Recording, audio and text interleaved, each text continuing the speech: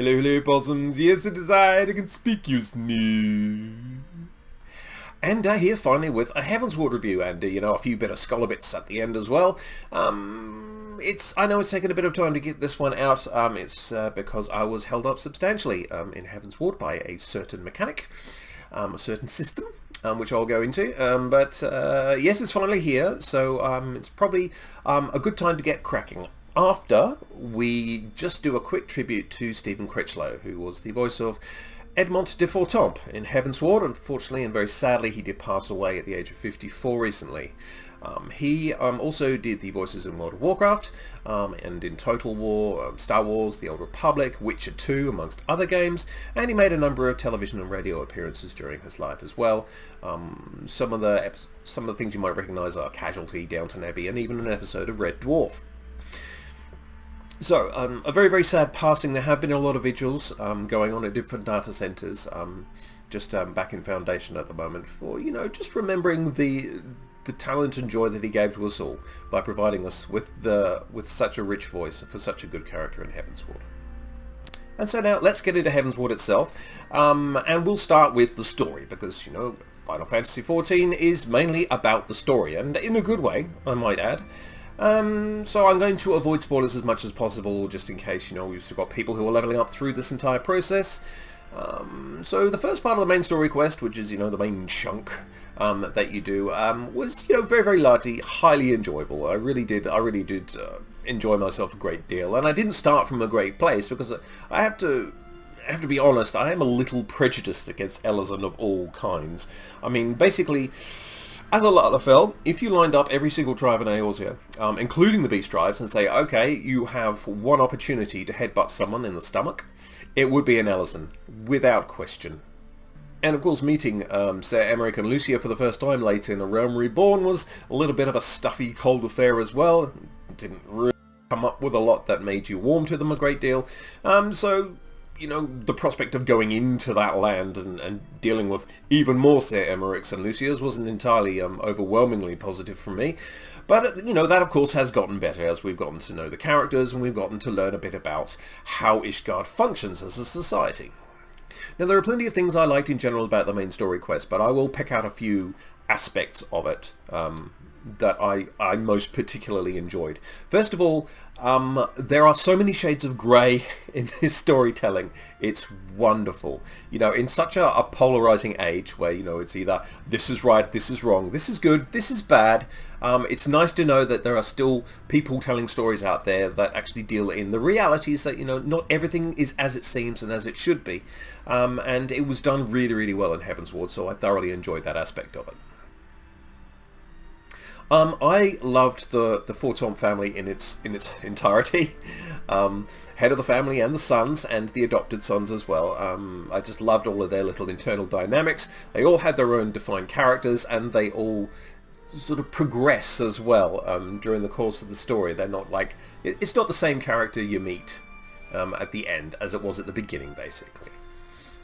I think another rich theme of storytelling that they tapped into very well here is Foundation itself, the city. Now, it's a very sort of citadel, highly spiky kind of place. It reminded me a lot of Icecrown Citadel in Northrend in World of Warcraft, because that has a lot of spikes as well. And it certainly had the weather to match Northrend. It's a pretty dull and cold place. Lots of grey, lots of stone buildings. Now, it would have been very, very easy just to have Foundation as your hub for the expansion and go, and they do have that, here's your trading over here, and this is your church, and this is your manufacturing, and these are your new classes, etc. But, they actually made an effort, because they take their time in Final Fantasy XIV, which is excellent. It's not just 10 minutes a patch and you're done until the next storytelling round. Not mentioning anyone there. They actually get down to the entire structure that, the Ishgardian people work under. Having been at war with the dragons for time immemorial, it is a highly militaristic society. It is a highly religious society, and a highly stratified one as well. It's very much a system of haves and have-nots, of people aspiring to become better and being pushed down by the nobility. And that comes across a lot in a lot of the storytelling. You know, we're not just dealing with the nobility, we're not just dealing with the clerics, we're also dealing with the people in the broom who are scrabbling around for a living and can barely survive in the more decrepit parts of Foundation. So we get the whole city, we don't just get, you know, the bits on top and, oh, there's a market board, how convenient. One of the things I really liked about the storytelling across like the main story quest first part and the rest of the patches is that it doesn't stick to one theme. It does tend to bounce around a bit with different storylines, which is great because you need to break it up a bit. I mean, I must admit I was getting a bit of dragon fatigue towards the end of the first part of the main story quest before we got onto the patch. So it was nice that, you know, you knew there was more dragon coming back, but at the same time it was nice to have different things to do, different causes to fight for and against, because if they just go on dragon, I would have struggled to finish it, to be honest. So, story, characterization, excellent. On to the crafting, not so good. This is the part that has taken me about as long as doing the main story quest to actually finish up. When I first started in Realm Reborn, I just, as a matter of course, just brought all of my professions along with me, so I leveled everything up to 50. And you think from 50 to 60 it's not going to be that big of a deal, but it was. It was quite a deal. You know, it was quite the feat of strength just to, you know, get all that way there, especially if you're getting your own materials and you're trying to buy as little as possible off the market board. You know, there's a reason that, you know, my botany and mining and fishing are already halfway through Stormblood. Now, one of the main problems with that is that, you know, once you get to the higher recipes, the end recipes, they tend to be hidden behind what I call elite nodes, which are nodes which are on a timer, basically. And there are 3 times that you can play in the game. You can play your local time, you can play the server time, and you can play Eorzea time. Now, Eorzea time ticks over more regularly, it's a lot faster, but it's basically there to open windows for collection. And if you have something that requires 18 ore, and it's only open twice per Eorzea day, and then you try and craft something and it doesn't work out, and then you have to wait again, and then you have to wait again, and then you have to wait again, that slows down your crafting significantly, and it's very, very frustrating. Now, World of Warcraft, in comparison, usually, even if it's just a patch moving on or it's towards endgame, will start to release some of the very, very many restrictions that they put in place just to annoy you and stretch out the content for as long as possible. But, you know, they generally do make it a little easier towards the end, so you can level alts and all the rest of it, and maybe something like that could have been attempted for the crafting systems, because, the crafting system that's in place would make sense if this was the current expansion and you had to work hard towards the total goals. But if you're just trying to level up all of your crafting and finish the crafting quests and move on to the next one because Endwalker's here in like 6 weeks, that was a bit of a blow. I personally lost count of the amount of adamantite winglets I made. It must have been between 20 and 25 before I finally got a high quality one and could finish off the final crafting quest. It was such a pain. So I really hope that doesn't carry over into Stormblood, because that at the moment that's annoying as hell. Also, you do have to learn the collectible system if you haven't before. You have to learn, you know, how the whole system works, and there wasn't, I mean, maybe this is me perfectly, I didn't actually see an obvious walkthrough to say this is how collectibles work, etc, etc. Not in the way that you were, say, introduced to the grand companies. So yes, I did eventually work out how that was all meant to go, because in order to complete the final quest on each one of the different crafting ones, you need to have the master recipes, and the master recipes can only be made if you learn them through getting 100 crafter yellow scripts. So how do you get those? Well, you have to get collectibles. What the hell are collectibles? Oh, it's this. But I had to get a long way outside the game in order to actually find out how the whole collectibles thing worked together. In order to get the scripts, in order to get the master recipes, in order to craft them and then finish. So, you know, that part in particular was a little bit cumbersome, and, you know, once again, Delirium still need to be in the game. You could have made that a little easier and quicker for those of us who are basically just trying to get ready for Endwalker. On the positives though, because, you know, the vast majority of this was positive. I do enjoy the crafting system. in Final Fantasy XIV. I just thought, you know, there were just one too many cock blocks there. You know, the little storylines that you get attached to each one, they were all excellent. Couldn't find one that I didn't like. And, you know, it just gives a little more texture and flavour to the whole of Foundation, as well as you're helping these people out through their various tiny little adventures inside the larger one. Yeah, it's a nice little side salad there to the main story quest, main course. In terms of dungeons and trials, because I'm leveling through, I mean, I only did all of the dungeons attached to the main story quest. I only did them once. You know, as a rule, I research an instance before I go in. The NTQ Capture is a channel on YouTube. It's absolutely superb. Does very, very quick, but very precise and well-organised summaries of all the different encounters in each dungeon. So she was very helpful. And, you know, a lot of the dungeons, they were absolutely fine. I think I encountered more problems, really, with the people I got paired with, and people just doing duty roulette who'd probably done it 100 billion times before. And I put in the translator, you know, hello, and I'm new here, and they would just shoot off and they would tank end to end. And, you know, while I'm watching the final boss animation before you get into the fight, I'd zone back in, and all my people are at half health behind the shield, and you sort of go, guys, I said I was new. You couldn't have waited 10 seconds? But, you know, that's more of a person thing than an actual encounter thing, so I can't really hold that against Heavensward. The only thing I will nitpick at is, you know, at the end of the main story quest, you get a final big confrontation with a big baddie, etc., etc. I won't tell you who it is. And, you know, as normal, I went to go and research it. And basically the research says, you don't need to research this because it's ridiculously easy. And they weren't wrong. And that is a bit of a shame. Which you think that, you know, the first big finish in Heavensward should be, you know, an epic fight of some kind. And, you know, it can be an epic fight, just a little bit more difficult perhaps. Because, you know, if I'm not having a problem healing it, it's got to be stupidly easy. Now, there might be quite a few of you who want to skip this bit because this is going to be about Scholar! The bestest class in the world! So, these are the different abilities that I got during Heavensward and my just general impressions of them. We'll start with Indomitability, or Indom. I didn't use Indom much in dungeons, and the main reason is that there are better uses for Aetherflow gauge, I think, personally, you know, Sacred Soil, for example.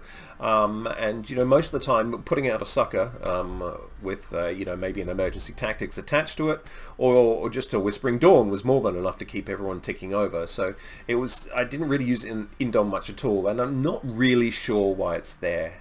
I think if I was in charge of Endwalk, I'd probably trim that one off because I haven't really found a use for it. I got Broil for the first time in Heavensward, so, you know, that was nice, because, you know, I didn't have a lot of attacks, so an extra one is always welcome. You know, I like the punch that it gives. I'm less keen on the casting length, which in my case at the moment is 2.43 seconds. Endwalker has already said that they're going to shave a full second of the cast time of Broil and other similar spells that healers cast, so that'll make things a little bit easier. I definitely love having Broil out in the wild. It's definitely a nice button to hit with a satisfying thwack. Deployment tactics. I love the idea of deployment tactics. I just wish it would work more often. You know, call me Mr. Picky, but, you know, if I hit a button with a 3-minute cooldown, I expect it to do its job. And there were a couple of times where I thought, well, aren't I a clever clogs, because I'm going to put Adloadium on the tank, I'm going to Adlo the tank, and I'm going to use deployment tactics, and everyone will get a shield instantly. And I would do that, and it wouldn't work, and I'd have a tank with a shield, and everyone else dropping around me. So you sort of went from clever clogs to oh bollocks in a hot second. So apparently this is an ongoing problem that they've had with deployment tactics, and hopefully it's one of the things that's going to be fixed for Endwalker, because, yeah, otherwise it's a bit of a disappointing button to push. Emergency tactics, I love this ability. I love that it's on a short cooldown, only 15 seconds, and you know, it's so nice to chuck out a sucker, and, you know, people are at half health, and you can hit an emergency tactics and you can hop them back up again. That said, you know, it kind of invalidates Indomitability even more, because, you know, that requires Aetherflow gauge, and I don't really want to spend it on Indom when I could use an emergency tactics every 15 seconds. So once again, why is Indom there? And then we get on to everybody's favourite in Scholar, Dissipation, which you get at 60. Now, I placed this on my bars and then promptly forgot about it for about halfway through crafting, where I was sort of going, I was sure there was another way we got ether. How do we get Aetherflow? Ah, that's it, dissipation. And I started using it, but I only really started using it out in the wild. I wasn't going to be using it in any instance content. Basically because I get the impression that, you know, the additional 20% healing you get is probably below what having the fairy out actually accomplishes. And getting rid of the fairy just gets rid of the options of Whispering Dawn, Fey Illumination, and Embrace for a whole 30 seconds. So I'm not sure the payoff of plus 20% healing and, you know, your 3 Aetherflow stacks is actually worth it. Except out in the world where, you know, you can just sort of like get a little bit more damage. So much for the Heavensward stuff. Now towards the Stormblood. Well, Excogitation. I've actually got this already, Excog. I'm still learning to actually use it. Because it's a level 62 spell, when you get scaled down into dungeons, it's not available. You know, I feel it's going to be a very important. The potency is lovely. And it's kind of like a cheat death. I like the way you can just sort of thump it on there for 45 seconds, and if your tank gets dangerously low, they're just going to shoot back up again. So yes, looking forward to using it correctly and regularly.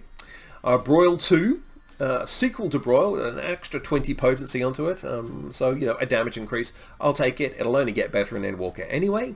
Chain Stratagem is kind of neat, sort of on a 2-minute cooldown, so in dungeons, yeah, that's probably just every boss, or if you have a few major trash mobs which are a real pain to get rid of and you need to kill quickly, possibly use it on that. So, you know, that's okay. You know, it's not something I'm going to get overly excited about, but it's a nice little bit of utility to bring to the table. Level 70 will introduce me to the Fairy Gauge for the first time, which will be interesting, and I'll also get Ether Pact, which will give me the option to do Fey Tether, when you tether your fairy to someone, and they just sort of follow them around and heal them for as much as possible until your Fairy Gauge runs out. Fine. Just don't cast any other fairy-related spells, and it won't break the tether. Fine. So yeah, that could be an additional useful source of single target healing. But because it's a fairy ability, of course, it's yet another ability that you won't be able to use during a dissipation for 30 seconds. So, you know, surely that problem is only going to get worse. You know, the more abilities you get, and I haven't even got Seraph yet, I'm not going to be able to use that either during dissipation. I'm sort of wondering, this is a fairly counterintuitive cooldown here. As for my overall experiences for Scholar, I didn't feel weak at all. I felt I was perfectly capable of healing things as long as I was paying attention and staying awake, and I was, for the most part, sober. So yes, I thoroughly enjoyed my scholaring time. I mean, there are a couple of things there that I probably won't have much use for, ever. But you know, I still really want a more damaging rotation, more very damaging rotation. It doesn't look like I'm going to get that even in Endwalker, although we have, you know, like the media thing coming up in a couple of weeks, and I'm sure we'll have more reveals before the actual launch as well. Something like a DPS fairy. I mean, Selene has just been sitting out the back, completely unloved, while Eos has been getting all of the attention. So, you know, making Selene a DPS fairy might be useful. I mean, she used to have a different function. Can't we just bring that back? There's nothing wrong with complexity. But the healing in general feels very good. It feels very satisfying, and, you know, when you time it right, it feels very good too. So, you know, I'm locked into Scholar. I'm having fun with her. I think she's a lot more powerful than people give her credit for. Now, I was absolutely certain that there is a third way to get a 3-stack of Aetherflow. I can't find it. So if you guys know, maybe I haven't encountered it yet, but so I've got Aetherflow. That'll give me 3 stacks. And I've got Dissipation. That'll give me 3 stacks. I thought there was a third. I have a niggling thing. I'm sure there was a third way to do it. Maybe I just haven't discovered it yet. But anyway, let me know. Because, you know, I do hurt for Ether Gauge occasionally in the course of things. That might be just my poor decision making. In fact, it's very likely to be my poor decision making. But yeah, sometimes you just want an extra stack to play around with. If there's a way that I can do it, I'd really like to know. Anyway, back to Heavensward. Overall, I found it very well written, very well rounded characters. There's a lot of sadness, there's a lot of triumph, It's a highly enjoyable experience in terms of its storytelling as well. It's varied, so it doesn't just stick on the one theme, and there are repercussions that I will carry across into Stormblood, so I'm going to be interested to see how these stories develop.